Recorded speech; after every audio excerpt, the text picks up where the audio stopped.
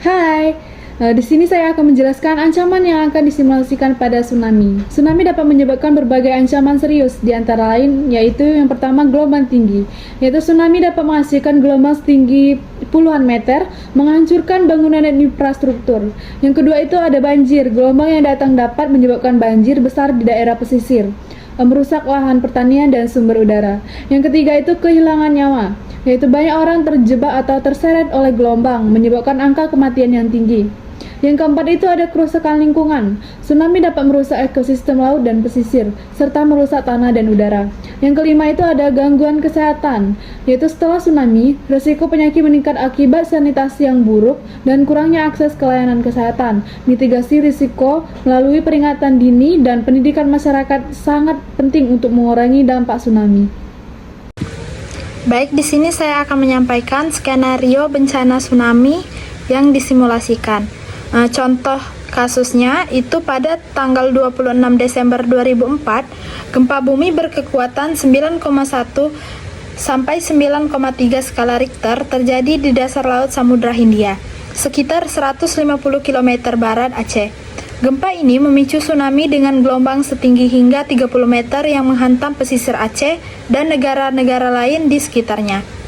Berikut adalah skenario tanggap darurat untuk bencana tsunami. Yang pertama, pasti akan ada peringatan bahaya. Jika ada peringatan bahaya tsunami, berarti tsunami yang sangat berbahaya mungkin telah terbentuk dan dekat dengan daerah Anda berada. Peringatan dibuat sesaat setelah terdeteksinya sebuah gempa yang lokasi dan kriterianya besar untuk perkiraan waktu datangnya tsunami untuk setiap daerah tertentu. Diberikan juga perkiraan cakupan wilayah geografi yang bisa dicapai sebuah gelombang tsunami dalam hitungan jam. Kemudian yang kedua, ada peringatan awas tsunami. Awas tsunami berarti ada kemungkinan terjadinya tsunami, tetapi belum diverifikasi kepastiannya. Tsunami bisa terjadi dalam kurun waktu kurang dari 1 jam. Awas tsunami yang diumumkan pada saat bersamaan dengan peringatan bahaya tsunami memberikan tambahan informasi waktu yang mungkin dicapai sebuah tsunami yang bisa merambat dalam hitungan jam dalam mencapai sebuah area geografis tertentu. Selanjutnya, apa yang dilakukan pada saat awas tsunami diumumkan? Yang pertama, segera hidupkan radio Anda atau televisi jika ada untuk mendapatkan kabar terkini personal Formagitansa darurat peralatan deteksi tsunami. Biasanya diletakkan di mencapai garis pantai. Yang kedua, periksa persediaan tanggap bencana Anda. Persediaan mungkin saja harus dibuang atau diganti. Yang ketiga, kumpulkan anggota keluarga dan tinjau rencana evakuasi. Yakinkan bahwa semua orang mengetahui segala potensi bahaya dan jalan untuk mencapai wilayah yang lebih aman. Yang keempat, terlebih dahulu mengungsikan anggota keluarga dengan perhatian khusus, terutama anak-anak, orang yang sudah tua, atau orang cacat. Pantas untuk dipertimbangkan. Yang kelima, jika waktu mengizinkan, amankan benda-benda yang tidak terkait di sekeliling rumah atau kantor. Tsunami bisa menghanyutkan benda-benda lepas tak terikat. Ikatkan atau masukkan benda-benda tersebut ke dalam ruangan atau akan mengurangi resiko kehilangan atau kerusakan. Selanjutnya, yang keenam adalah bersiap untuk evakuasi. Tetap siaga akan sangat menolong untuk bergerak cepat ketika peringatan diumumkan. Yang ketujuh, bawalah hewan peliharaan di dalam kandangnya dan lakukan kontrol langsung. Yakinkan persediaan untuk peliharaan selalu ada sekiranya evakuasi diperlukan. Yang kedelapan, evakuasi peliharaan terlebih dahulu patut dipertimbangkan, khususnya jika binatang peliharaannya jumlahnya banyak atau berukuran besar. Menunggu hingga saat terakhir saat riskan yang dapat membahayakan jiwa keluarga Anda sendiri. Jika memungkinkan, pindahkan cadangan makanan ke tempat yang lebih tinggi. jika Anda menggunakan kendaraan kuda atau trailer untuk mengevakuasi binatang-binatang tersebut. Ada baiknya evakuasi lebih awal daripada menunggu mengingat resiko kepadatan arus evakuasi yang mengakibatkan arus lambat dan sulitnya manuver trailer apabila waktu yang semakin sempit. Yang terakhir, apa yang dilakukan ketika peringatan bahaya tsunami diumumkan? Yang pertama, segera hidupkan radio atau televisi untuk mendapatkan informasi terkini terkait evakuasi. Yang kedua, ikuti instruksi-instruksi yang diberikan pemerintah lokal. Mungkin saja rute evakuasi yang direkomendasikan berbeda dengan apa yang Anda rencanakan, atau bisa saja Anda disuruh untuk segera menuju tempat lebih tinggi.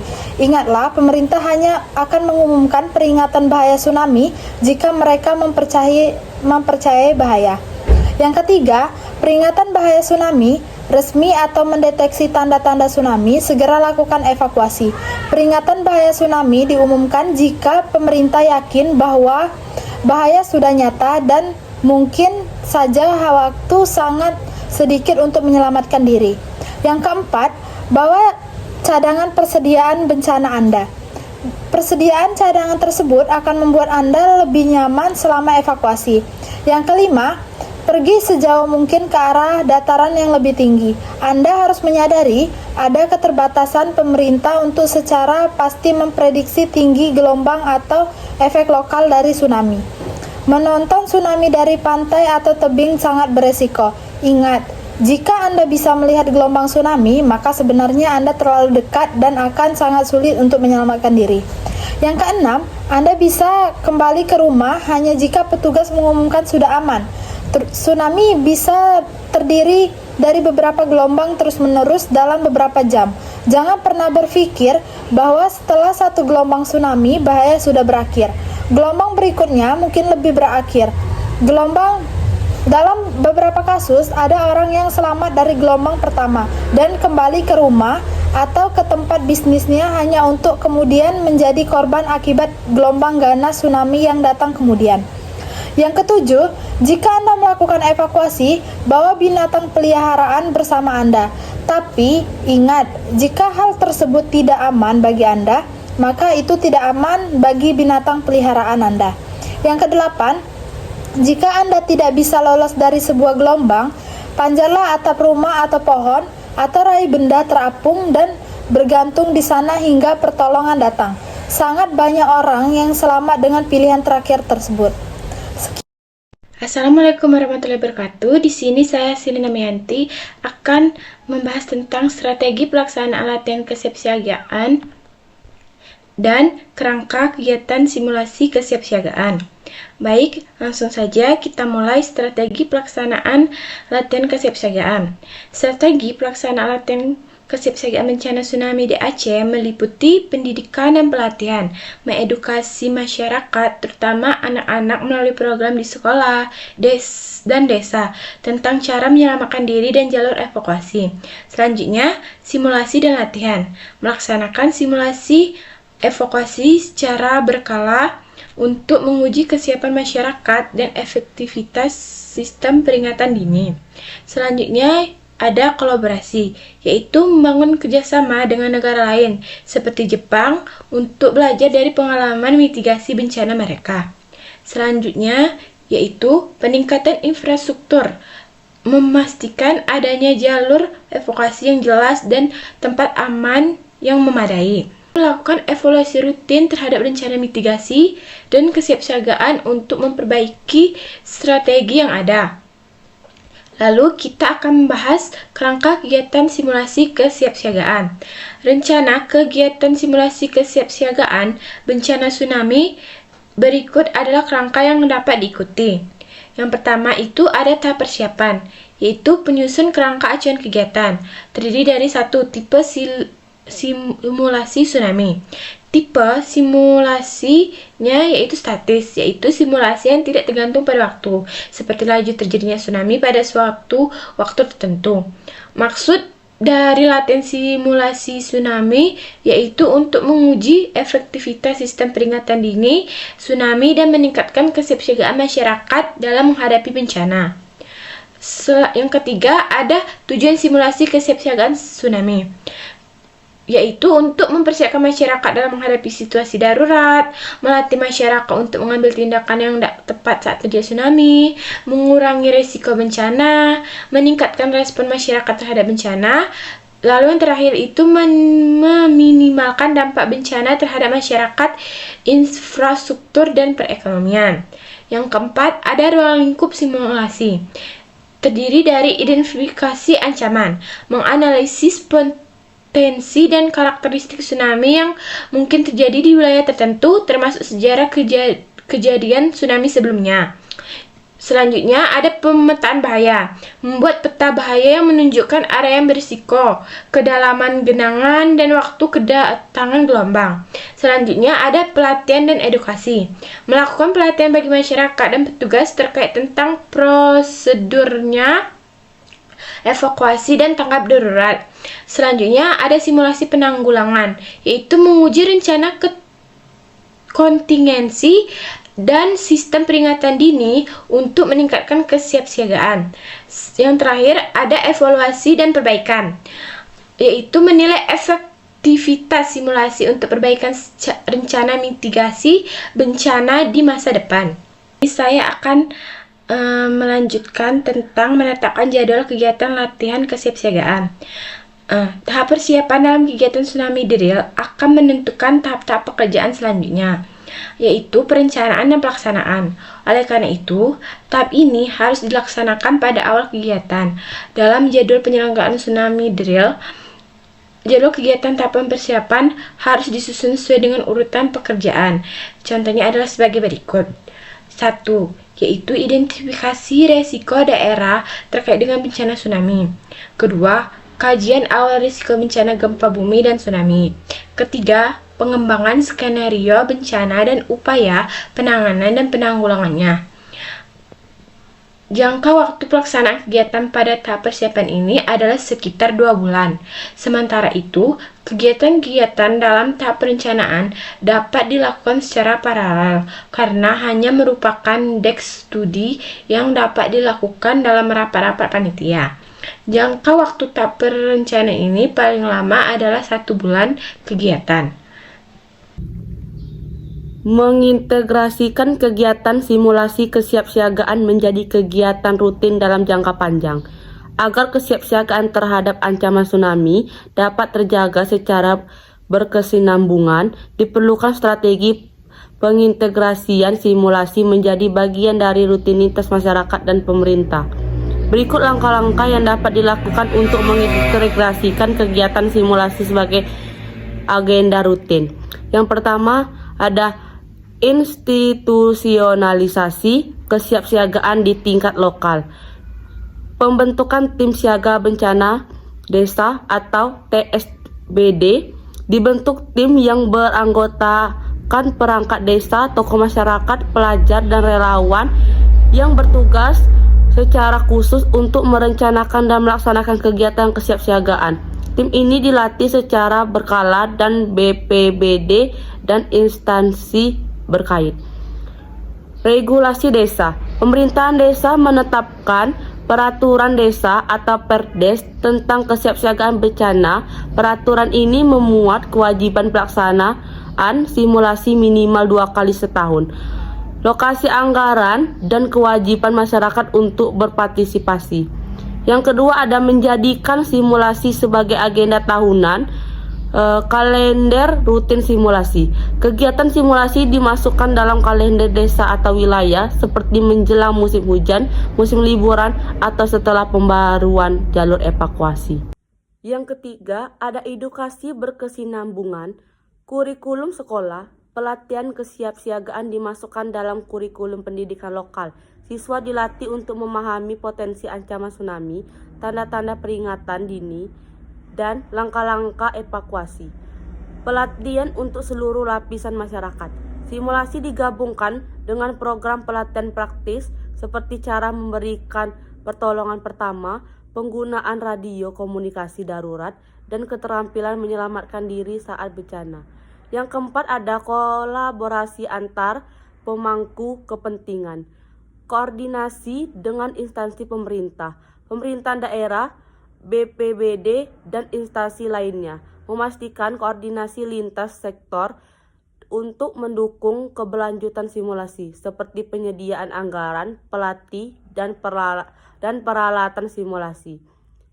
Kerjasama dengan dunia usaha, melibatkan perusahaan di sekitar wilayah dalam mendukung pendanaan simulasi melalui program tanggung jawab sosial perusahaan atau CSR. Perusahaan juga dapat membantu menyediakan logistik seperti alat evakuasi atau komunikasi darurat. 5. Evaluasi dan perbaikan berkelanjutan. Pencatatan hasil simulasi. Setiap simulasi harus didokumentasikan secara lengkap, termasuk keberhasilan, tantangan, dan rekomendasi perbaikan. Dokumentasi ini dapat menjadi dasar untuk pengembangan simulasi di masa depan. Survei kepuasan dan kesiapan masyarakat. Melakukan survei pasca simulasi untuk mengevaluasi pemahaman dan kesiapan masyarakat terhadap ancaman tsunami. Hasil survei digunakan untuk meningkatkan kualitas pelatihan berikutnya. Yang keenam, ada penyediaan infrastruktur pendukung. Pembangunan dan pemeliharaan jalur evakuasi. Jalur evakuasi dan titik kumpul harus selalu diperbarui sesuai perubahan kondisi geografis atau demografis. Pemanfaatan teknologi. Memanfaatkan aplikasi mobile atau sistem pesan singkat untuk memberikan peringatan dini dan informasi jadwal simulasi kepada masyarakat. Yang ketujuh, ada membangun budaya kesiapsiagaan. Mengintegrasikan kesiapsiagaan dalam kegiatan sosial. Simulasi digabungkan dengan kegiatan sosial lainnya seperti senam bersama, bazar, atau pengkajian agar peningkatan kesadaran melalui media lokal. Memanfaatkan media desa seperti papan pengumuman, radio komunitas, atau grup media sosial untuk menyebarluaskan informasi terkait jadwal simulasi dan pentingnya kesiapsiagaan. Yang ke-8, ada pengadaan insentif dan penghargaan. Penghargaan untuk partisipasi masyarakat, memberikan penghargaan simbolis seperti sertifikat atau apresiasi lainnya kepada individu atau kelompok yang aktif dalam simulasi. Insentif untuk relawan. Relawan yang terlibat secara rutin dalam simulasi dapat diberikan insentif seperti subsidi, pelatihan, atau bantuan peralatan evakuasi pribadi. Nah, yang terakhir itu ada tindak lanjut setelah pelaksanaan kegiatan latihan kesiapsiagaan. Rencana tindak lanjut setelah pelaksanaan kegiatan latihan kesiapsiagaan tsunami secara lengkap dan detail itu yang pertama ada evaluasi hasil latihan, yaitu melakukan evaluasi menyeluruh terhadap pelaksanaan latihan termasuk efektivitas skenario, pemahaman peserta, kelengkapan peralatan, dan respon masyarakat mengidentifikasi kekuatan dan kelemahan dari pelaksanaan latihan untuk perbaikan ke depan. Yang kedua itu ada penyusunan laporan dan dokumentasi. Menyusun laporan hasil evaluasi yang mencakup temuan, analisis, dan rekomendasi, mendokumentasikan seluruh kegiatan untuk referensi di masa depan. Yang ketiga itu ada pembaruan rencana kontingensi, yaitu memperbarui dokumen rencana kontingensi berdasarkan hasil evaluasi, termasuk skenario bencana, prosedur operasi standar atau SOP, dan strategi evakuasi melibatkan multi pemangku kepentingan dalam pembaruan dokumen melalui rapat koordinasi atau lokakarya. Yang keempat, diseminasi informasi, yaitu menyebarluaskan hasil evaluasi dan pembaruan rencana kepada seluruh pihak terkait, termasuk pemerintah daerah, masyarakat, dan lembaga terkait lainnya. Mengadakan sosialisasi ulang untuk meningkatkan pemahaman masyarakat mengenai prosedur kesiapsiagaan. Yang kelima itu ada pelatihan lanjutan, yaitu mengadakan pelatihan rutin untuk meningkatkan kemampuan masyarakat dan aparat dalam menghadapi bencana tsunami. Fokus pada penguatan sistem peringatan dini dan prosedur evakuasi berbasis komunitas. Yang keenam itu ada penguatan infrastruktur kesiapsiagaan, yaitu memastikan ketersediaan dan kesiapan infrastruktur seperti sistem peringatan dini atau WRS, jalur evakuasi, dan tempat perlindungan sementara, memperbaiki atau menambah fasilitas yang diperlukan berdasarkan hasil evaluasi. Terakhir, Ada komitmen dan koordinasi berkelanjutan, yaitu mengadakan rapat koordinasi rutin dengan pemangku kepentingan untuk memastikan implementasi tindak lanjut berjalan sesuai rencana, menandatangani komitmen bersama untuk mendukung keberlanjutan program kesiapsiagaan tsunami. Langkah-langkah tersebut bertujuan untuk meningkatkan kesiapan semua pihak dalam menghadapi ancaman tsunami di masa depan. Bagian G, mendukung persiapan, pelaksanaan, dan evaluasi latihan. Persiapan latihan simulasi tsunami adalah langkah penting untuk meningkatkan kesiapsiagaan masyarakat dan instansi terkait dalam menghadapi bencana tsunami. Berikut beberapa aspek yang harus dipersiapkan dalam latihan simulasi tsunami. 1. Perencanaan dan koordinasi. Melibatkan pemerintahan daerah, BNPB, BPPD, BMKG, TNI, Polri, serta organisasi kemanusiaan. Menentukan skenario tsunami berdasarkan kajian risiko dari BMKG atau institusi terkait. Membentuk tim tanggap darurat dengan tugas yang jelas, evakuasi, medis, logistik, dan komunikasi. 2. Penyediaan sarana dan prasarana. Jalur evakuasi yang jelas dan rambu-rambu petunjuk, tempat evakuasi sementara yang aman dari gelombang tsunami. Peralatan komunikasi darurat seperti radio, HT, sirene peringatan dini. 3. Pelatihan dan sosialisasi. Edukasi kepada masyarakat tentang tanda-tanda tsunami dan cara evakuasi. Pelatihan bagi petugas penyelamat dalam prosedur pencarian dan penyelamatan korban. Simulasi peringatan dini dengan BMKG. Menguji kesiapan sirena dan sistem komunikasi. 4. Pelaksanaan simulasi. Simulasi dimulai dengan skenario gempa yang berpotensi tsunami.